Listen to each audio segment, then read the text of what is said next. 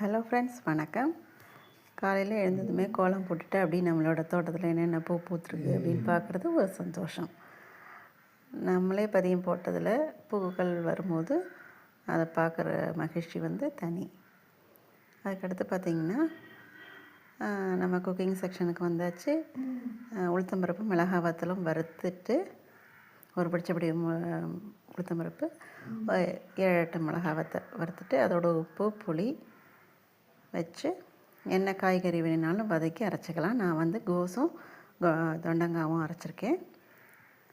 அது வெங்காயம் சாப்பிடாதவங்களுக்கு, வெங்காயம் பூண்டுலாம் சாப்பிட்றவங்களுக்கு வெங்காயம் பூண்டு இஞ்சி பச்சை மிளகாய் தக்காளிலாம் அரைச்சி அதோட சேர்த்து அரைச்சிட்டோன்னா வெங்காயம் போட்ட தொகையல், வெங்காயம் போடாத தொகையல் ரெண்டுமே ரெடி ஆகிடுச்சு. அதோட ரசமும் தக்காளி தயிர் பச்சடி. இதுதான் இன்றைய லஞ்ச் கோம்போ.